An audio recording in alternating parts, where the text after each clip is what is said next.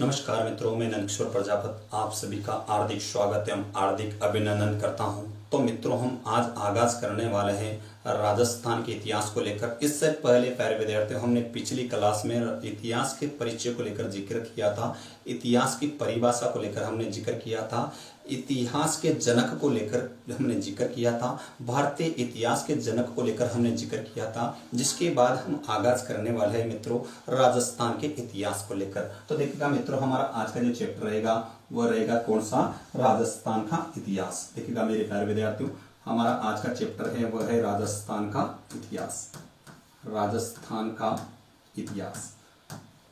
देखिएगा हमारा जो चैप्टर है वह है राजस्थान का इतिहास। राजस्थान वैसे वीरों की भूमि कहलाती है, सूरवीरों की भूमि कहलाती है, इसमें कोई संदेह की बात नहीं है प्यारे विद्यार्थियों। और इस राजस्थान की भूमि को अलग अलग काल में अलग अलग नाम दिया गया। विशेष हमें याद रखना है किस काल में क्या नाम मिलता है, इस पर भी हम जिक्र करते हैं। सबसे पहले प्यारे विद्यार्थियों, हमारे सामने एक काल आता है और उस काल का नाम था वैदिक काल।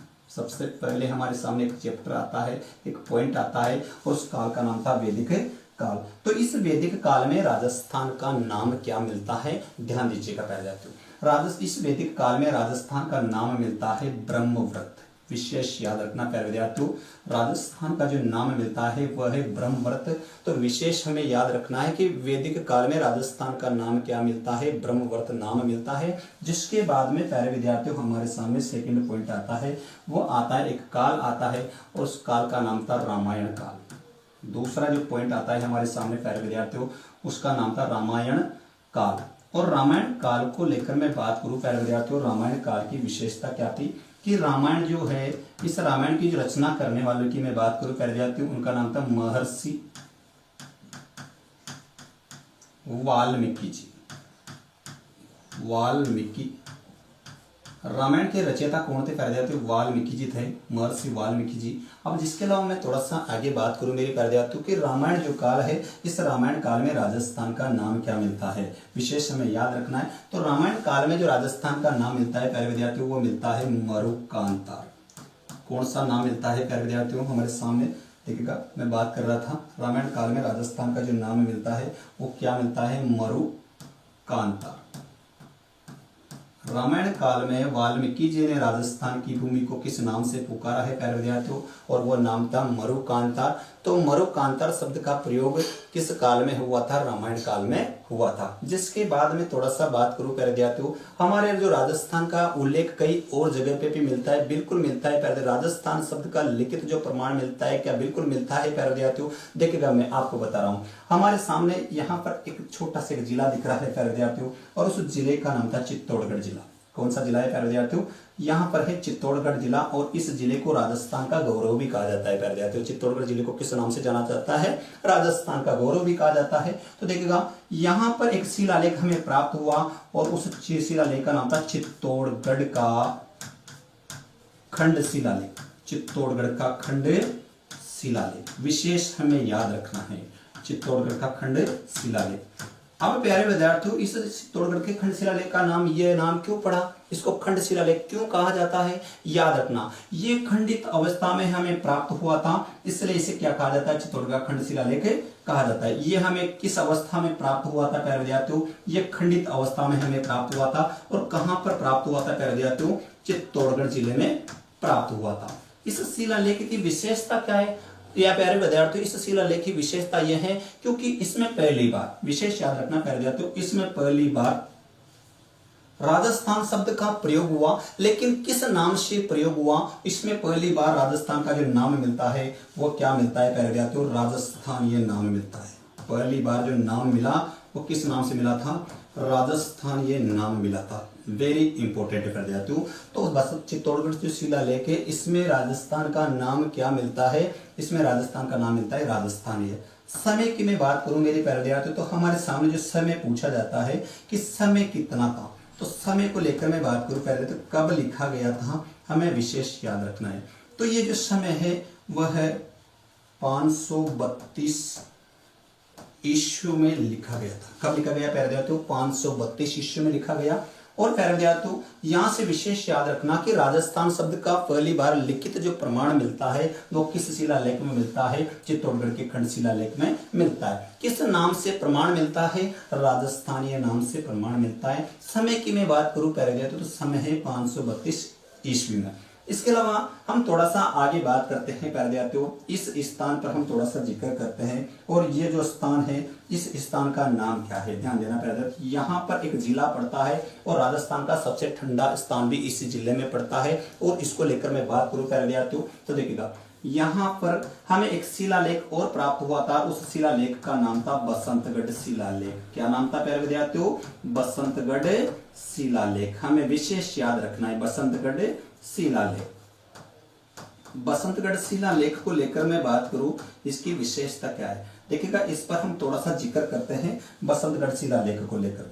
बसंतगढ़ शिलालेख की विशेषता यह है प्यारे विद्यार्थियों, ये जो शिलालेख है इसको लेकर मैं बात करूं, पहले हम थोड़ा सा स्थान को लेकर बात कर लेते हैं प्यारे विद्यार्थियों, किस स्थान से हमें ये प्राप्त हुआ था। तो यहाँ पर एक जो माता जी है उस माता का नाम था सेमल माता।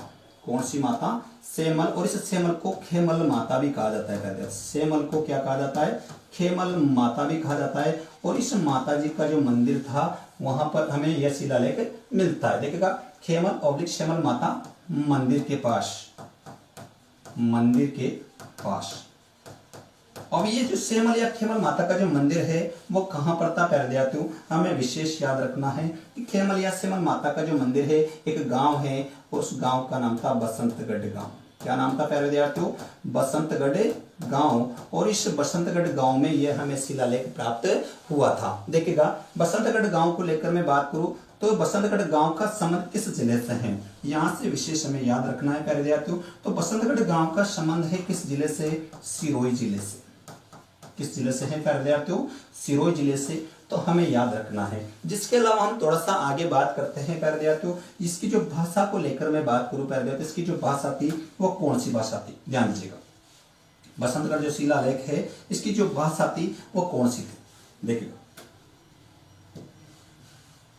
भाषा को लेकर मैं बात करूं तो यहाँ पर भाषा को लेकर हम बात करते हैं प्यारे विद्यार्थियों, इसकी जो भाषा थी वो थी कौन सी? संस्कृत भाषा। सभी भाषाओं की जो जननी की मैं बात करूं तो सभी भाषाओं की जननी कौन सी है? संस्कृत भाषा है। इसके अलावा प्यारे विद्यार्थियों हम बात करते हैं समय काल को लेकर कि भाई साहब ये कब लिखा गया था, किस समय में ये लिखा गया था, हमें विशेष याद रखना है प्यारे विद्यार्थियों। समय की मैं बात करूं तो कब लिखा गया था विशेष हमें याद रखना है, इसका समय पूछा जाता है प्यारे विद्यार्थियों। इसका जो समय को लेकर मैं बात करूं तो विक्रम संवत, विक्रम संवत। और विक्रम संवत की मैं बात करूं तो विक्रम संवत कब लिखा गया था? विक्रम संवत 482, विक्रम संवत 482 में यह लिखा गया था। लेकिन यहाँ पर प्यारे विद्यार्थियों हमें एक विशेष याद रखना है कि यहाँ पर विक्रम संवत के अलावा और भी हमें यहाँ पर सन दिखाई देता है, तो हमें कंफ्यूजन नहीं होना है, विशेष याद रखना है प्यारे विद्यार्थियों। यहाँ पर 425 ईस्वी, ईस्वी की मैं बात करूं तो ईस्वी पूछ लिया जाता है 425 और विक्रम संवत की मैं बात करूं 482। तो प्यारे विद्यार्थियों हमारे सामने थोड़ा सा कंफ्यूजन वाला मैटर है कि यार विक्रम संवत और ईस्वी सन में क्या अंतर होता है, दोनों में हम कंफ्यूजन हो सकते हैं। तो हमें थोड़ा सा याद रखना है। क्या याद रखना है? यहाँ पर हमारे सामने 3 प्रकार के कैलेंडर हमें मिलते हैं। एक को कहते हैं हम विक्रम संवत और दूसरा जो आता है हमारे सामने वो आता है ईस्वी सन। इसके अलावा तीसरा जो हमारे सामने ऑप्शन आता है वो आता है ईसा पूर्व। तो हमें याद रखना है तीनों में अंतर है। अंतर क्या अंतर है? तीनों पर हमें विशेष याद रखना है। पहले क्या अंतर है देखिएगा, मैं आपको बताना चाहता हूं कि विक्रम संवत हमेशा ईस्वी सन से कितना वर्ष आगे चलता है? 57 वर्ष आगे चलता है। और ईस्वी सन हमेशा विक्रम संवत से कितने वर्ष पीछे चलता है? हमेशा 57 वर्ष पीछे चलता है। तो प्यारे विद्यार्थियों हमें याद रखना है दोनों में जो अंतर होता है कितने वर्ष का अंतर होता है? 57 वर्ष का अंतर होता है। तो देखिएगा प्यारे विद्यार्थियों, तो दोनों तो समझ में आ गए, लेकिन हमारे सामने तीसरा पॉइंट आ जाता है प्यारे विद्यार्थियों, और उस पॉइंट का नाम है ईसा पूर्व। ईसा पूर्व की विशेषता क्या है? ईसा पूर्व, ईसा के जन्म से पूर्व का जो समय होता है वो ईसा पूर्व कहलाता है। ईसा के जन्म के बाद का समय क्या कहलाता है? ईस्वी सन कहलाता है। ईस्वी और विक्रम संवत में कितने वर्ष का अंतर चलता है? 57 वर्ष का अंतर चलता है। देखिएगा मैं आगे बात करूं मेरे प्यारे विद्यार्थियों, तो ये जो हमारे सामने जो शिलालेख है और इस शिलालेख का नाम है बसंतगढ़ शिलालेख। ये शिलालेख की आगे हम बात करते हैं। भाषा पूछ लिया जाता है तो भाषा कौन सी है? संस्कृत है। स्थान की मैं बात करूं तो स्थान कहां पर हमें प्राप्त हुआ था? सेमल या खेमल माता के मंदिर के पास हमें प्राप्त हुआ था। किस गांव से हमें प्राप्त हुआ था? बसंतगढ़ नामक गांव से हमें प्राप्त हुआ था। विशेष याद रखना है। भाषा की मैं बात करूं तो भाषा कौन से प्यारे विद्यार्थियों? इसकी भाषा है संस्कृत। समय की मैं बात करूं तो विक्रम संवत 682 ईस्वी सन की मैं बात करूं 625 ईस्वी में लिखा गया था। थोड़ा सा हम आगे बात करते हैं। इस शिलालेख की क्या और भी विशेषता है? बिल्कुल विशेषता है प्यारे विद्यार्थियों। क्या विशेषता है? देखिएगा इसमें क्या राजस्थान का नाम मिलता है। 100% रूप से राजस्थान का नाम मिलता है। और राजस्थान का जो नाम मिलता है उल्लेख को लेकर मैं बात करूं प्यारे विद्यार्थियों, तो इसमें किसका उल्लेख मिलता है? राजस्थान का उल्लेख मिलता है। तो देखिएगा राजस्थान का जो उल्लेख तो मिलता है लेकिन किस नाम से मिलता है हमें विशेष याद रखना है। तो देखिएगा इसमें राजस्थान का नाम मिलता है राजस्थानादित्य। राजस्थानादित्य राजस्थान का जो नाम मिलता है वो किस नाम से मिलता है प्यारे विद्यार्थियों? राजस्थानादित्य नाम से इसमें उल्लेख हुआ है बसंतगढ़ शिलालेख में। अब देखिएगा हम थोड़ा सा आगे बात करते हैं प्यारे विद्यार्थियों। हमारे सामने थोड़ा सा अगला पॉइंट आ जाता है, क्वेश्चन पूछ लिया जाता है, विशेष याद रखना। पहली बार राजस्थान शब्द का लिखित प्रमाण देने वाला राज्य का पहला शिलालेख की मैं बात करूं तो वह कौन सा है? वह है प्यारे चित्तौड़गढ़ का खंड शिलालेख। और इसमें राजस्थान का नाम किस नाम से उल्लेख हुआ है? राजस्थान का जो नाम मिलता है किस नाम से मिला है? विशेष याद रखना है, राजस्थान का नाम मिला है राजस्थानी नाम। इसके अलावा प्यारे विद्यार्थियों मैं आगे बात करूं, समय की मैं बात करूं 532 ईस्वी में लिखा गया था। क्वेश्चन आ जाता है राजस्थान शब्द का उल्लेख देने वाला राज्य का दूसरा शिलालेख कौन सा है? और उस शिलालेख का नाम क्या है प्यारे विद्यार्थियों? बसंतगढ़ शिलालेख। स्थान को लेकर मैं बात करूं, स्थान है सेमल ओब्लिक खेमल माता मंदिर के पास। और यह माता जी का जो मंदिर है वह कहां पड़ता है प्यारे विद्यार्थियों? बसंतगढ़ नामक गांव सिरोही में पड़ता है। इसके अलावा भाषा को लेकर मैं बात करूं तो भाषा तो आप जानते हैं सभी जननियों की जो जितनी भी जो भाषा है उनकी जो जननी है और उस भाषा का नाम क्या है? संस्कृत भाषा। देखिएगा उल्लेख को लेकर मैं बात करूं प्यारे विद्यार्थियों तो राजस्थान का नाम किस नाम से इसको उल्लेखित किया गया है?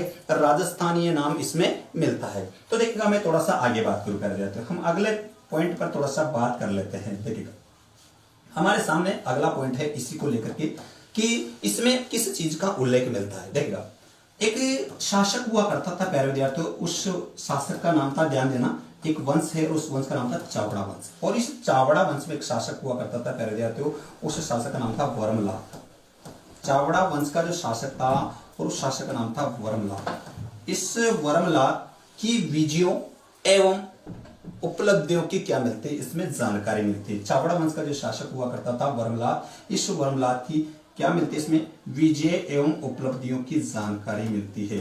विजय जिसे विजय कह सकते, विजयों एवं उपलब्धियों की जानकारी मिलती है। उपलब्धियों की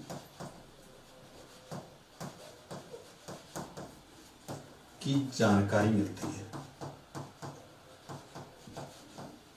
इसके अलावा हम थोड़ा सा और बात करते हैं, इसका लेखक पूछ लिया जाता है, इसका उत्कीर्णकर्ता पूछ लिया जाता है। ध्यान देना यहां से एक और पॉइंट आ जाता है कर देते कि चावड़ा वंश की जानकारी देने वाला राजस्थान का एकमात्र शिलालेख कौन सा है? तो देखिएगा प्यारे विद्यार्थियों उस शिलालेख का नाम क्या है प्यारे विद्यार्थियों? बसंतगढ़ शिलालेख। जिसके अलावा हम बात करें प्यारे विद्यार्थियों तो बसंतगढ़ शिलालेख में किस शासक की जानकारी हमें प्राप्त होती है? तो याद रखना प्यारे विद्यार्थियों बसंतगढ़ शिलालेख में किस शासक की जानकारी हमें मिलती है? तो देखिएगा विशेष हमें याद रखना है प्यारे विद्यार्थियों बसंतगढ़ शिलालेख में किस शासक की हमें जानकारी मिलती है। तो देखिएगा मैं आपको बताऊं कि ये एक शासक हुआ करता था, उस शासक का नाम था वर्मलाल। इस वर्मलाल की विजय एवं उपलब्धियों की इसमें क्या मिलती है? जानकारी मिलती है। थोड़ा सा हम आगे बात करते हैं और विशेषता क्या है शिलालेख को लेकर मैं बात करूं तो ये जो शिलालेख है इसका लेखक का नाम पूछ रहा है आजकल। याद रखना प्यारे कि इसका जो लेखक है वो लेखक कौन है? ध्यान दीजिएगा बसंतगढ़ शिलालेख का जो लेखक है वो कौन है? मैं लेखक को लेकर बात करूं तो उस लेखक का नाम था द्विजन्मा। याद रखना प्यारे तो लेखक का नाम क्या है? द्विजन्मा लेखक का नाम पूछता है प्यारे तो हमें विशेष याद रखना है लेखक का नाम।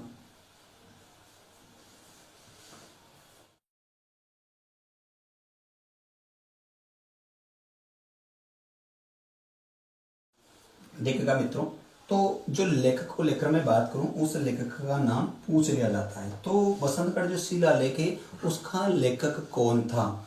उसका लेखक था द्विजन्मा। विशेष हमें याद रखना है प्यारे विद्यार्थियों, इसका जो लेखक है उस लेखक का नाम क्या था? द्विजन्मा। और यहाँ से अगला पॉइंट आता है हमारे सामने प्यारे विद्यार्थियों कि इसका उत्कीर्णकर्ता भी पूछ रहा है आजकल, हमें विशेष याद रखना है। इसका उत्कीर्णकर्ता को लेकर मैं बात करूं, उत्कीर्णकर्ता को लेकर मैं जिक्र करता हूं प्यारे विद्यार्थियों, उत्कीर्णकर्ता।